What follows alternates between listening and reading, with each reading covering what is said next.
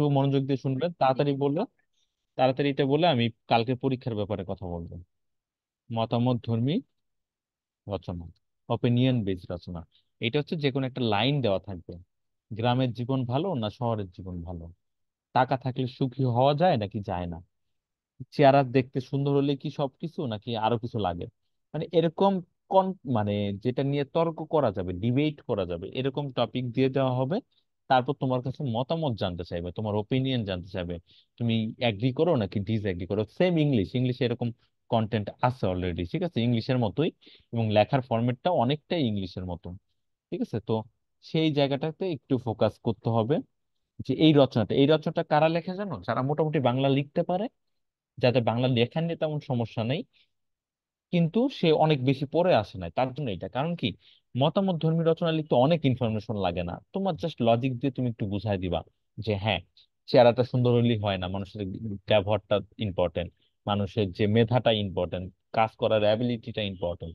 তো এগুলা একটু ডিসক্রাইব করে করে মোটামুটি 200 ওয়ার্ডের রচনাটা লিখে ফেলা যায়, এবং এখানে নাম্বারটাও বেশি আসে। আর ব্যক্তিগত রচনা, এটা তো হচ্ছে তাদের জন্য যারা প্রিপারেশন ভালো নাই, একটু একটু বাংলা পারে, তারা লিখতেছে। এই নৌকা ভ্রমণ, আচ্ছা নৌকা দিয়ে ঘুরতে গেছিলাম, এই সেই, যেভাবে লেখুক কিছু নাম্বার তো সে পাবে। আর এই টপিক বেসড রচনা যেটা, সেটা তো একেবারেই যে পড়ে আসছে সে লিখতে পারবে। আমাকে যদি বলে ট্যুরিজম নিয়ে লেখো, বাংলাদেশের ট্যুরিজম, এটা নিয়ে তো আমি লিখতে পারবো না যদি পড়া না থাকে। যদি বলে পরিবেশ দূষণ নিয়ে লেখো, জানি বিভিন্ন কারণে পরিবেশ দূষণ হয়, কিন্তু সেটা নিয়ে যদি আমি এনাফ ইনফরমেশন না থাকে, আমি তো 200 ওয়ার্ড লিখতে পারবো না। তাহলে এই টপিক গুলো হচ্ছে পড়ে আসছে, যে যার কন্টেন্ট জানা আছে তার জন্য। আর মতামত ধর্মীটা হচ্ছে তার জন্য যে হচ্ছে মোটামুটি বাংলা পারে, সে লিখে দিতে পারবে, যে কোনো কন্টেন্ট নিয়ে যে কোনো সময় লিখতে পারে। তার জন্য টপিক বেস মানে ওপিনিয়ন বেস রচনাটা বেশি ভালো। তো মতামত ধর্মী রচনাটা কিভাবে লিখবো, আইমান কিছু বলবেন? আমি মেসেজ দেখছি, আমি বলবো পেপার পরীক্ষা নিয়ে কথা বলবো। তো মতামত ধর্মী রচনাটা কিভাবে লিখবো, সেম কেস, ভূমিকা থাকতেছে একটা, মূল অংশ থাকতেছে, উপসংহার থাকতেছে। ভূমিকাটাতে আমি কি লিখবো? ধরো একটা কথা বলা আছে, আমি জাস্ট যে রচনাটা আমরা মকে লিখলাম সেটা নিয়ে আমি একটু বলি, যে এইটা কি এরকম হতে পারে। বলা আছে এরকম: একজন মানুষ দেখতে কেমন, তাতে কি কিছু এসে যায়? প্রশ্ন দিয়ে তোমার মতামত দাও। এইটা রচনাটা ছিল। মানে একটা মানুষ দেখতে কেমন, তার মানে চেহারাটা কেমন, সে সুন্দর নাকি সুন্দর না, এটা কি ইম্পর্টেন্ট? তোমার মতামত দাও। এখন তুমি কেউ বলতে পারো যে অবশ্যই ইম্পর্টেন্ট, চেহারা তো অবশ্যই সুন্দর, পৃথিবীতে সুন্দর মানুষ যারা তাদেরই সবাই রেসপেক্ট করে, গুরুত্ব দেয়। তো তুমি সেটা বলতেই পারো। আরেকজন বলতে পারে যে না, অনেক জায়গায় অনেক ভালো পোস্টে অনেক মানুষ আছে, সবাই তাকে রেসপেক্ট করে, কিন্তু দেখতে সে সুন্দর না, কিন্তু তার ইটা ভালো, তার মেধাটা ভালো। কিংবা একটা মানুষকে সবাই খুব পছন্দ করে কিন্তু সে দেখতে সুন্দর না, কারণ কি, সে অনেক ভালো ব্যবহার করে সবার সাথে, তার ব্যবহারটা অনেক সুন্দর, মানুষের জন্য সে হেল্পফুল, মানুষের হেল্প করে, কারোর সাথে খারাপ ব্যবহার করে না। তাহলে সেটাও তো হতে পারে। তাহলে এই দুইটা তো কন্ট্রাডিকশন থেকে যাচ্ছে, মানে দুইটা দিয়েই তুমি তর্ক করতে পারতেছো। তো তাইলে তুমি এইখানে তোমার ওপিনিয়নটা দিবা। তোমার ওপিনিয়নটা দেওয়ার আগে তুমি কি লিখবা, ইন্ট্রোডাকশনে কি লিখবা? এই যে লাইনটা দেওয়া আছে, এই লাইনের, তোমার এই লাইন সম্পর্কে তোমার ধারণা। তোমার ধারণা বলতে, যদি তুমি মনে করো যে না, চেহারা দেখতে কেমন, এটা ইম্পর্টেন্ট কিছু না, তাহলে তুমি এই ইন্ট্রোডাকশন থেকে ওইভাবে লিখবা যে পৃথিবীতে মানুষের চেহারা দেখেই মানুষকে বিবেচনা করা হয় না, মানুষের ব্যবহারটা কেমন, সে কি কি তার শিক্ষা দীক্ষা কেমন, তার আচার আচরণ কেমন, এগুলোকে গুরুত্ব দেওয়া হয়। তাই আমি মনে করি একজন মানুষ দেখতে কেমন তাতে কিছু যায় আসে না। আমি আমার আমি এই এই কথাটার সাথে মানে একমত না, কিংবা আমি এই কথাটার পক্ষে কিংবা বিপক্ষে। তো এরকম করে তোমার মতটা দিবে। প্রথমে তুমি একটু ইন্ট্রোডাকশনে কিছু কথা লিখবা, ডিপেন্ড করবে তুমি কোন সাইডে কথা বলতেছো, সেই সাইডের উপর ডিপেন্ড করে তুমি ওই যে লাইনটা আছে সেই লাইনটা সম্পর্কে কিছু লিখবা। লেখার পর বলবা যে আমি মনে করি যে একজন মানুষের চেহারা কেমন সেটা ইম্পর্টেন্ট কিছু না। আবার এটা লিখতে পারো যে আমি মনে করি যে একজন মানুষ দেখতে কেমন এটা খুবই গুরুত্বপূর্ণ একটা বিষয়। তো এইভাবে তুমি লিখলা। এবার তুমি মূল অংশে যাবে, এখানেও তোমার কয়েকটা পার্ট দিতে হবে। পার্ট ওয়ানে তুমি দিলা তোমার যুক্তি। যুক্তি মানে লজিক, তুমি যে কথাটা বললা যে হ্যাঁ দেখতে যায় আসে, কেন, কেন যায় আসে, তোমার তো লজিক দিতে হবে। এই লজিকটা একটু এক্সপ্লেইন করতে হবে, অন্তত তিনটা লজিক দিতে হবে, তিনটি যুক্তি উদাহরণ সহ। এটা একটু টাফ হয়ে যাবে, তুমি এক্সাম্পল কোথা থেকে আনবা, কিন্তু আনা যায়। অনেক ক্রিকেটার আছে, অনেক ইভেন অ্যাক্ট্রেস আছে, অ্যাক্টর আছে যারা দেখতে বেশি একটা সুন্দর না, কিন্তু তারা অনেক ক্যারিয়ার করে ফেলছেন, কারণ তারা তাদের মেধা দিয়ে ক্যারিয়ার করছেন। ঠিক আছে, এই তিনটি যুক্তি উদাহরণ সহ দিতে হবে। দিলা, স্বাভাবিকভাবে তুমি যখন এটা বললা, নিশ্চয়ই তোমার অপোজিটে কেউ কিছু মানুষ আছে, অপর পক্ষে নিশ্চয়ই মানুষ আছে, তাদের কথাটা তুমি একটু লিখবা, যে তারা কি বলতেছে। তারা বলতেছে যে না ভাই, চেহারাটা আসলে ইম্পর্টেন্ট কিছু না, মেধাতে এইসব জিনিস ইম্পর্টেন্ট। কিন্তু এটা এটা সে বলছে, তুমি বলছো যে না চেহারা ইম্পর্টেন্ট, তুমি বুঝাই দিলা চেহারা ইম্পর্টেন্ট নিয়ে। অপর পক্ষ বললো যে না চেহারা ইম্পর্টেন্ট না, মেধা ব্যবহার এগুলো ইম্পর্টেন্ট।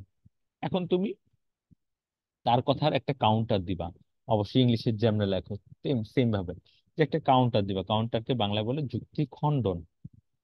এগুলো কিন্তু অত ডিটেল করতে হবে না, এই জায়গাটা বেশি ডিটেল হবে, এই দুটো প্যারা অল্প কথায় হবে। তে তুমি বলবা যে ঠিক আছে, মানলাম যে ওনারা বলেন যে মেধা ব্যবহার ভালো, আচ্ছা ঠিক আছে, এগুলো মেধা ব্যবহার ভালো, এটা ইম্পর্টেন্ট, কিন্তু আমরা তো আসলে সুন্দর যে তাকেই আলটিমেটলি গুরুত্বটা বেশি দেই। এবং এখন আমাদের এই আধুনিক টেকনোলজির যুগে আমরা দেখতেছি যে তারই ফলোয়ার বেশি, যে বেশি সুন্দর তাকেই মানুষ বেশি ফলো করে, তার পোস্টেই বেশি লাইক করে, কারণ মানুষ আছে তাকে দিকে তাকায় থাকে, তাকেই পছন্দ করে বেশি। তো এটা তুমি বললা। আর যারা বলতেছে যে না চেয়ার ইম্পর্টেন্ট না, তারা আবার এটা বলবা যে হ্যাঁ ফলোয়ার অনেক বেশি, তাতে কি হয়েছে, আসলে তো মন থেকে তাকে নিয়ে রেসপেক্ট করে না, তাকে নিয়ে ট্রল করে, তাকে নিয়ে অনেক মিমস তৈরি করে। তো ওইটা আবার যারা অন্য পক্ষে কথা বলতেছে তারাই এভাবে লিখবে। লেখার পরে গিয়ে তুমি একটা কনক্লুশনে চলে যাবা, এইখানেও তুমি ওভারঅল একটা তোমার মন্তব্য দিবা যে তুমি কি মনে করো এই কথাটা নিয়ে। শেষ আবার একটা কথা বলবা, কিন্তু কোনো অবস্থায় কন্ট্রাডিক্টরি কথা বলা যাবে না। কন্ট্রাডিক্টরি কথা মানে কি, তুমি বলতেছো যে চেহারা দেখে কিছুই যায় আসে না, আবার হঠাৎ করে এক লাইনে লিখলা কিন্তু চেহারা সুন্দর হওয়া দরকার আছে, তাহলে এই কথাটা তো একবারে ইররিলেভেন্ট কথা হয়ে গেল। এরকম কোনো কথা লেখা যাবে না, পুরো রচনার একটা টোনে লিখে যেতে হবে, যে টোনটা তুমি ইন্ট্রোডাকশনে লাস্টে লাইনে গিয়ে বলছো যে আমি এই কথাটাকে এগ্রি করি অথবা ডিসএগ্রি করি। আমি কি বুঝাতে পারলাম কিছু? আপনারা কি বুঝছেন? মতামত ধর্মী রচনা এটা তো কালকে লিখতে হবে, যাদের পরীক্ষা আছে স্কুলে তাদের তো রচনা লিখতে হবে কালকে। বুঝছেন কিছু? সুমাইরা, আপনার পরীক্ষা আছে না কালকে? হ্যাঁ সুমাইরার পরীক্ষা আছে না? স্যার। হ্যাঁ, আমি বলতেছি, সবই বলে দিব, আইমান বলতেছি এখনই। তাহলে এইটা হচ্ছে রচনাটা, এগুলো আমাদের একটু দেখে প্র্যাকটিস করতে হবে এবং খুব দ্রুত। আমি চাচ্ছি আপনাদের কিছু রচনা টচনা লিখে আমি লিখে দেই, আপনারা লিখেন, এরকম জায়গায় শুরু করে দিব। একটু এলোমেলো, এখন আবার একটু এলোমেলো, কারণটা কি, এখন হচ্ছে আপনাদের স্কুলের পরীক্ষা, একটু কেউ আবার একটু বেড়াতে যাবেন সেই একটা ইস্যু আছে, তারপর হচ্ছে হলে গিয়ে আবার নতুন কিছু স্টুডেন্ট আসবে, টেনে উঠতেছেন, সবকিছু মিলে একটু এলোমেলো আছে। বাট আমি জুনের ভিতরে সবকিছু গুছিয়ে ফেলবো। এবং ব্যাচ গুলো আমি এবার মনে হচ্ছে আরো কয়েকজন আসবে, আমি ব্যাচ গুলো লক করে দিব, যে আমি আর নতুন নিব না। ওই লক করে দিলে যে কজন থাকবে ওই কজনকে নিয়ে আমি সুন্দর করে রেডি করে দেওয়ার চেষ্টা করব আমার দিক থেকে যতটুকু পারি। আপনাদের কোঅপারেশন অবশ্যই লাগবে, অবশ্যই। তো এটা গেল হচ্ছে রচনার অংশটুকু। আজকে যারা আছেন, যারা স্কলাস্টিকাতে পড়েন না, তারাও শুনেন, কালকে ওদের পরীক্ষা আছে, এটা আপনাদেরও কাজে লাগবে। ওদের পরীক্ষাটা ওরা কেমনে দিবে সেটা আমি একটু বলি। তো পেপার ওয়ানে, প্রথমে পেপার ওয়ান হবে 2 ঘন্টা, তারপরে হচ্ছে 1.5 ঘন্টা পেপার টু, একদিনই দুইটা পরীক্ষা। তো তাহলে পেপার ওয়ানটা যে দিবা, পেপার ওয়ানে দুইটা টপিক, পেপার ওয়ান দুইটা টপিক। আইমান কিন্তু এবারে মকটা ভালো দেন নাই, আমি আপনার কপিটা দেখাইতে পারলে ভালো হইতো, কিন্তু আজকে তো অনেক বৃষ্টি হলো, আসা আপনার জন্য কষ্ট কষ্ট হয়ে যেত। আর গতকালকে আপনি আসতে পারতেন কিন্তু আসেন নাই। তো তাহলে পেপার ওয়ান, পেপার ওয়ানে চিঠি লিখবা আর হচ্ছে রচনা লিখবা। আমরা ধরলাম আরো অনেকগুলো কন্টেন্ট আছে, কিন্তু কালকের পরীক্ষার জন্য যে ধরলাম আমরা চিঠিটাই লিখবো। তাহলে চিঠিটা কিভাবে লিখতে হয়, আমি যেমনে বলি সেমনে লিখলে কিন্তু নাম্বার কেটেও দিতে পারে, কারণ তোমাদের তারিখ লিখতে হয়, তারিখ লিখতে হবে, ঠিকানা লিখতে হবে, তারপর থেকে চিঠি লেখা শুরু করতে হবে।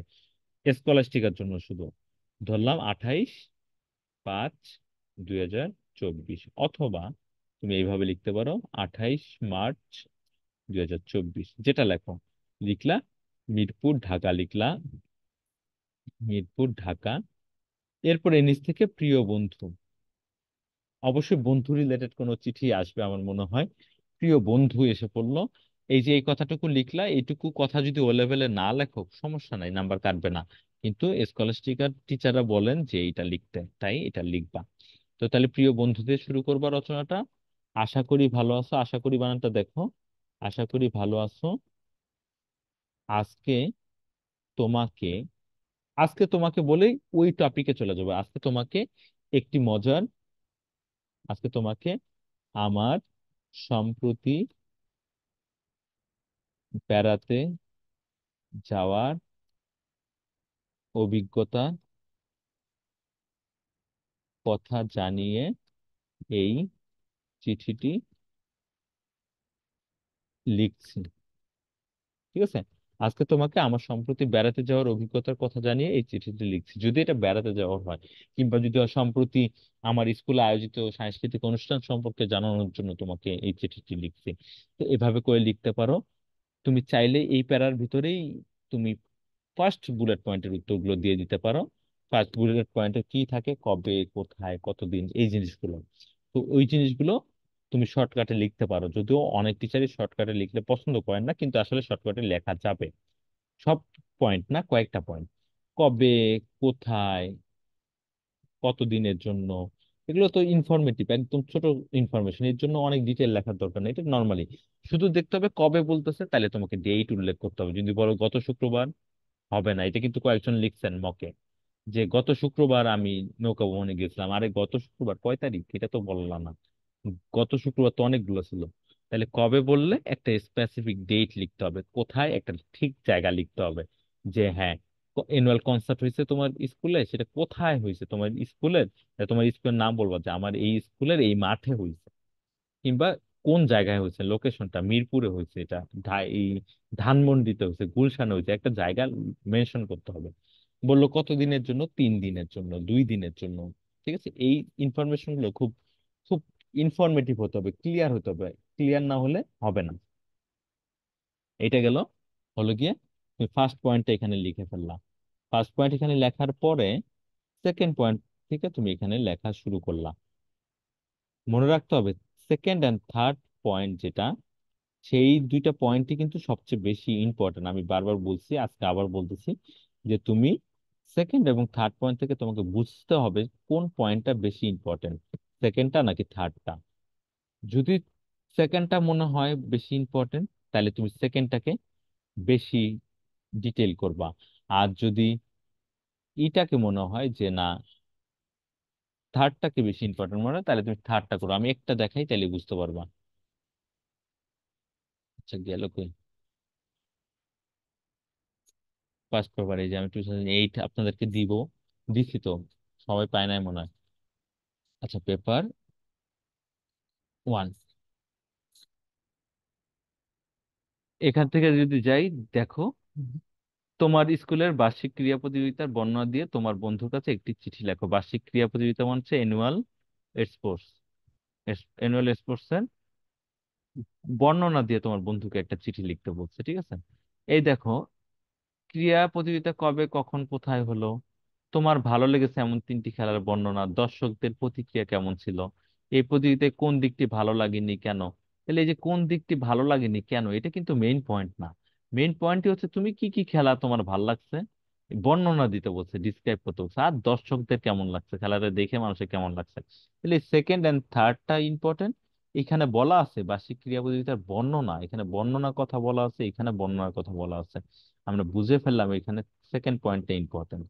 পরেরটায় যাও, দেখো এখানে ওই যে দালান কোঠা রিপোর্ট লিখতে বলছে, যে শহরে অনেক বিল্ডিং বানানো হচ্ছে, এর খারাপ ব্যাপারটা কি। তাহলে এইসব দালান কোঠা কেন গড়ে উঠতেছে, শহরবাসীর জীবনে কি ব্যাঘাত ঘটতেছে, পরিবেশের উপর কি কি প্রভাব পড়তেছে। দেখো পরিবেশ কি, অনেক বিল্ডিং বানানোর কারণে পরিবেশের কি ক্ষতি হচ্ছে। তার মানে এই পয়েন্টটা, এই রিপোর্ট রাইটিং এ এই পয়েন্টটা ইম্পর্টেন্ট। ঠিক যে পয়েন্টটা ইম্পর্টেন্ট হবে সেইটাকে তুমি ইলাবোরেট করবা, একটু বেশি বাড়িয়ে বাড়িয়ে লিখবা, একটু এক্সপ্লেইন করবা। এটা করবা এইখানে সেকেন্ড প্যারাতে। এবং তুমি সেকেন্ড পয়েন্ট এবং থার্ড পয়েন্ট দুইটাই সেকেন্ড প্যারাতে তুমি করতে পারো, কোনো সমস্যা নেই। চাইলে আরেকটা প্যারা বাড়াতে পারো, তোমার চয়েস। এগুলো বলার পরে তুমি লাস্ট প্যারাতে যাবা। লাস্ট প্যারাতে লাস্ট পয়েন্টটা যখন বললা যে এই প্রতিযোগিতার কোন দিকটি ভালো লাগেনি কেন, এই এত খেলার আয়োজন করা হয়েছে কিন্তু এখানে প্রাইজ গিভিং সেরিমনিটা সুন্দর করে হয়নি কারণ এটা অনেক লেন্দি ছিল এবং এটা সবাই দেখতে পারতেছিল না, এরকম একটা কথা বলে দিলাম। যে যেখান থেকে ডিস্ট্রিবিউট করা হচ্ছিল প্রাইজটা সেটা সবাই এনজয় করতে পারে নাই, আর অনেক লেন্দি ছিল, অ্যাওয়ার্ড দিতে অনেক সময় নিয়ে গেছিল, সবাই বিরক্ত হয়ে গিয়েছিল। এই দুইটা জিনিস তোমার ভালো লাগে নাই। তো এটা বললা, বলে তারপর তুমি লিখলা কি যে এই এই কথাগুলো বলার পর এটা বলতে বেশি সময় লাগবে না, ফোর্থ পয়েন্টে বেশি ইনফরমেশন নাই। তারপর লিখবা আজ আর নয়, ভালো থেকো। এটা কনক্লুশনে এটা লিখতে হয়, ভালো থেকো। এর থেকে বেশি কিছু লেখার দরকার নেই। আমার তোমার বাবা মাকে আমার সালাম জানিও, তোমার এই ভাই বোনের প্রতি ভালোবাসা রইলো, এত কিছু লেখার দরকার নেই। ধরো এরকম করে তুমি থার্ড প্যারাটা শেষ করে নিচ দিয়ে তুমি এটা লিখে দিলে আজ আর নয়, ভালো থেকো। ঠিক এটা নিচ থেকে তুমি লিখবে ইতি, তোমার বন্ধু, যার নাম, যার নাম লিখছেন ইশরাক, লিখে দিলেন ইশরাক। ঠিক আছে, এই হচ্ছে চিঠির ফরম্যাট। চিঠির ফরম্যাটের ঝামেলা নাই। এখানে তুমি চাইলে 3টা প্যারাগ্রাফ করতে পারো, চাইলে 4টা প্যারাগ্রাফ করতে পারো, এটা তোমার ইচ্ছা। কিন্তু অবশ্যই বডি অফ দ্য লেটারে ওই যে বুলেট পয়েন্ট যেটা ইম্পর্টেন্ট সেই ইম্পর্টেন্ট পয়েন্টটা অবশ্যই অবশ্যই অবশ্যই এলাবোরেট করতে হবে। আর বাকি পয়েন্টগুলো একটু কম লিখতে হবে যাতে ওয়ার্ড লিমিট অনেক বেশি না হয়ে যায়। ওয়ার্ড লিমিট 200-এর নিচে রাখতে হবে, এভাবে লেখো, ইনশাল্লাহ পারবা। পরে রচনা, আজকে তো বলেই ফেললাম রচনাটা কিভাবে করবে, এটা নিয়ে তো ক্লাস নিলাম। এবার যাই পেপার 2-তে। তোমরা পরীক্ষা দেওয়ার পর তো একটু বিশ্রাম নিতে পারবা মনে হয়, একটু বিশ্রাম নেওয়ার পর পেপার 1 দেওয়ার পর তো পেপার 2-তে যাবা। 1 hour 30 minutes দুই অনেক কিছু লিখতে হবে। এখানে আমি বারবার বলতেছি, পাস করার জন্য ফুল অ্যান্সার করতে হবে। ফুল অ্যান্সার করলে, যে ফুল অ্যান্সার করবে সে কখনোই ফেল করবে না, আমি গ্যারান্টি দিচ্ছি। ফুল অ্যান্সার করলে 5 নাম্বার এসে পড়বে। তো ফুল অ্যান্সারটা করতে হবে। পেপার 2 কি করবা? 1 hour 30 minutes, 1 ঘন্টা 30 মিনিট লেখা কিন্তু অনেক। 1 ঘন্টা 30 মিনিট তুমি পরীক্ষা দিলা, কি কি লিখবা, কেমনে লিখবা? শুরু করলা পরীক্ষা দেওয়া, সন্ধি, বাগধারা, আর হচ্ছে বাক্য রূপান্তর। কোথা থেকে পড়বা? স্কুলে যা পড়াইছে, টিচাররা যেভাবে গাইডলাইন দিচ্ছে ঠিক সেভাবে। তো এই 3টা জিনিস না তোমাকে অবশ্যই অবশ্যই অবশ্যই 15 থেকে 20 মিনিটের মধ্যে শেষ করতে হবে। 15 মিনিট, এর বেশি পাবা না আসলে। 15 মিনিট, ঠিক আছে? এখন বলবা স্যার বাগধারা তো বুঝি না, পারি না। আচ্ছা, বুঝা পারার দরকার নাই, গেস করবা। লাইন পড়লেও কিছু গেস করা যায়, কিছু তো পারো, এমন না যে তোমরা কিছুই পারো না, পারো। এখন টিচাররা যেখান থেকে পড়তে বলছে সেখান থেকে পড়ো, পড়ে হচ্ছে ওই সেন্টেন্স পরে বাগধারা বুঝে বুঝে বসায় দিবা। সন্ধি লিখতে কয় মিনিট লাগে? আগে ধরে রাখবা যে তোমাদের একটা ভয়ঙ্কর সন্ধি দিবে, হয়তোবা 2টা সহজ থাকবে, 3টাই কঠিন থাকবে। তো যতটুকু পারো নিজের মতো করে দেওয়ার চেষ্টা করবা। তো সন্ধি দিলা, বাগধারা দিলা, বাক্য রূপান্তর দিলা, এটা 15 মিনিটে পসিবল, অসম্ভব না। এরপরেই আসতেছে ক্লোজ প্যাসেজ। ক্লোজ পরিচ্ছেদ মানে শূন্যস্থান পূরণ। এর জন্য অনেকের মন খারাপ থাকে, এটা তো বুঝি না, পারি না। বুঝা পারার কিছু নাই। জাস্ট তুমি প্রশ্নটা দেখবা, প্রশ্নটা দেখে আগে চিন্তা করবে এটা কি সহজ না কঠিন। সহজ না কঠিন কিন্তু ডিফারেন্ট। মালিয়ার কাছে যেটা সহজ সেটা যে সবার কাছে সহজ তা নাও হতে পারে। আবার মালিয়া যেটাকে কঠিন ভাবতেছে এর জন্য এটা যে সবার জন্য কঠিন তা কিন্তু না। তাহলে সহজ কঠিনটা প্রত্যেকের জন্য ডিফারেন্ট। তো তাহলে পরিচ্ছেদ, এই ক্লোজ পরিচ্ছেদ তুমি আগে দেখবা এটা সহজ না কঠিন। সহজ না কঠিন এটা কিন্তু আমিও জানি না, কেউ জানে না। তুমি পরীক্ষা দিতে বসে বুঝবা যে এটা সহজ না কঠিন। তো এটা খুব তাড়াতাড়ি ডিসাইড করবা, একটু দেখে একটু চোখ বুলায় বুঝবা যে কি নিয়ে লিখলো। আচ্ছা এখানে কি লিখছে? বাউল গান নিয়ে লিখছে। আচ্ছা এখানে কি লিখছে? বাংলাদেশের খাবার নিয়ে লিখছে। আচ্ছা তাইলে এটা তো আমি একটু একটু জানি, একটু একটু তো পড়ার ভিতরে আছে। না, কি লিখলো? একদম নিউট্রন কিংবা মহাবিশ্ব অথবা বৈশ্বিক উষ্ণায়ন, এরকম কঠিন কঠিন গ্লোবাল ভিলেজ এগুলো দিল, যেগুলো আমার পড়া নাই, তার মানে এটা একটু কঠিন। তো এইভাবে সহজ কঠিন ডিফাইন করবা। করার পর যদি সহজ হয়, সহজ হলে তখনই তখনই করে ফেলবে। কতক্ষণের মধ্যে? 10 মিনিটের মধ্যে। কঠিন হলে তখন করবে না। কঠিন যদি লাগে তাহলে তুমি করবা না, শূন্যস্থান পূরণ বাদ। আমার আপাতত দেওয়া লাগবে না, আমি পেন্ডিং করলাম। শূন্যস্থান পূরণ পরে করব। আমি দেখি এরপরে কি আছে। এরপরে আছে এমসিকিউ। এমসিকিউ তে কোনো অপশন নাই আসলে, যে এমসিকিউ সহজ না কঠিন এটা ডিসাইড করার কোনো সুযোগ নাই, তোমাকে এমসিকিউ দিতেই হবে। ইনসার্ট এবং খাতাটা আলাদা থাকতেছে, তুমি সুন্দর নিবা। 60টা কোশ্চেন আছে, প্রত্যেকটা প্যারা অনুযায়ী আসবে কোশ্চেন গুলো। তুমি ওখান থেকে খুঁজে খুঁজে টিক দিয়ে দিবা, এত এত টেনশন নেওয়ার কিছু নাই। যা আছে কপালে আমি দিয়ে দিব, পড়বো, খোঁজার চেষ্টা করবো যে ঠিক আমার 26 নাম্বার কোশ্চেনটা প্যাসেজের কোন শুরুর দিকে কোন জায়গায় ওই লাইনগুলো মিলতেছে, মিলে গেস করে টিক দিয়ে ফেলবা, কলম দিয়ে, পেন্সিল দিয়ে না, কলম দিয়ে সি মনে হলো সি দিয়ে দিলা। এইভাবে এমসিকিউটা পড়ে সাথে সাথে দিয়ে ফেলতে হবে। এবং 7টা এমসিকিউর জন্য আমরা ধরতে পারি 10 মিনিট টাইম। এমসিকিউ কিন্তু কোনো অপশন নাই, এমসিকিউ দিতেই হবে। যদি ক্লোজ প্যাসেজ না দাও তাহলে ক্লোজ প্যাসেজের আগে তুমি এমসিকিউটা দিয়ে নিলা 10 মিনিটের মধ্যে। এবার যাবো হচ্ছে প্রশ্ন উত্তর এবং ও শব্দার্থ। ধরে রাখো শব্দার্থ পারবা না, আচ্ছা না পারলেও কিছু যায় আসে না, শব্দার্থ বাদেও তুমি নাম্বার তুলতে পারবা। কিন্তু অবশ্যই শব্দার্থ লেখার চেষ্টা করবা, যে অর্থ আমি কি জানি কিংবা আমার কি মনে হচ্ছে আমি একটু লেখার চেষ্টা করি। অনেক ক্ষেত্রেই এক্সপ্লেইন করে লিখলে সেটা নাম্বার আসে না, কখনো কখনো আসে একটু একটু। তো তুমি যতটুকু পড়ালেখার ভিতরে আছি, মিসরা যে ক্লাসে যতটা প্র্যাকটিস করেছে, কিছু তো মিল থাকবে, একদম তো মহা কঠিন প্রশ্ন দিবে না। ওই অনুযায়ী একটু ট্রাই করবা লেখার জন্য। তাহলে প্রশ্ন উত্তর ও শব্দার্থ এইটা তুমি গেলা। এইটা যাওয়ার সময় তোমাকে দেখতে হবে আবার একটা জিনিস, দেখবা সহজ না কঠিন। যদি সহজ হয় তাইলে তো কোনো চিন্তা নাই।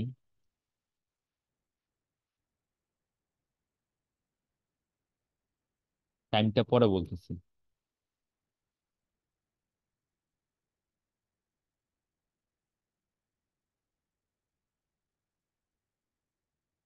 যদি সহজ হয় তখনই করবা, আর কঠিন হলে দেখলা যে ক্লোজ প্যাসেজও কঠিন, কোশ্চেন আনসারও কঠিন, তাইলে তুমি ক্লোজ প্যাসেজ, এই ক্লোজ প্যাসেজে ফিরে যাবা।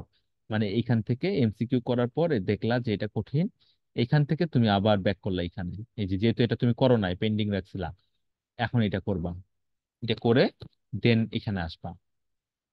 তো এখানে তুমি কতক্ষণ পাচ্ছ দেখো, 15 মিনিট, আর 10-এ হচ্ছে 25 মিনিট, আর 10 হচ্ছে 35 মিনিট। তোমার 35 মিনিট চলে গেছে, আর আছে 55 মিনিট, 55 মিনিট। যদি তুমি এগুলো এক সিরিয়ালে করে আসো, ঠিক আছে, এক সিরিয়ালে করে আসলে তুমি 55 মিনিট পাচ্ছ।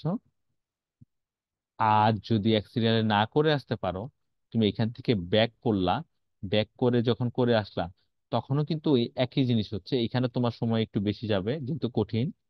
তোমার এখানে 15 মিনিট সময় দিলা, আর এখানে তখন তুমি 50 মিনিট সময় দিলা।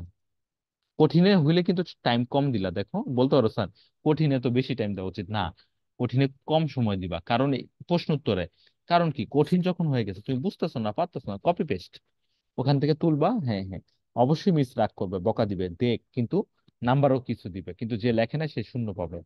শূন্য পাওয়ার থেকে 2 পাওয়া ভালো। তো তাহলে কঠিন হলে তুমি প্যাসেজ থেকে খুঁজে বের করে করে বসা বসা লিখে দিবা, যেহেতু কঠিন তুমি পারো না কি করবা, না লিখে এসে পড়বা, না লিখে আসলে তো হবে না। তো তাই গেলে, তাই চাইলে কঠিন হলে তুমি শূন্যস্থানকে বেশি টাইম দিবা, শূন্যস্থানটা একটু ভালো করে পড়ে বুঝে ট্রাই করবা। তারপর ওইখান থেকে এসে আরো 50 মিনিটের মতো তোমার টাইম থাকবে, সেই 50 মিনিটে তুমি এই এই কঠিন প্রশ্নের উত্তরটা দিবা এবং ওয়ার্ড মিনিং গুলো ট্রাই করবা।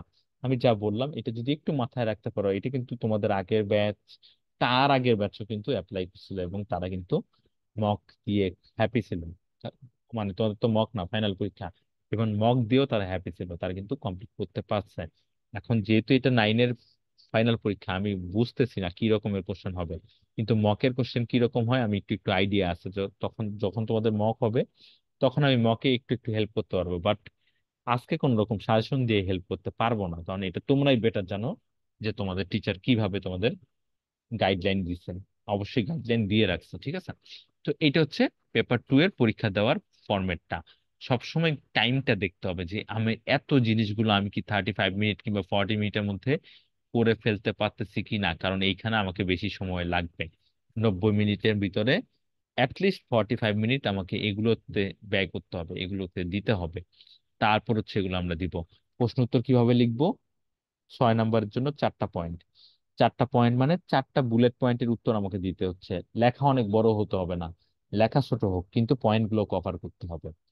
প্রথমত, দ্বিতীয়ত, তৃতীয়ত বানান ভুল করেন আপনারা, এটা দেখেন, প্রথমত বানান এটা, প্রথম লেখা ত, দ্বিতীয়ত দয় বয় রস্যই ত অন্ত্যেষ্টিয় ত, দ্বিতীয়ত, তৃতীয়ত।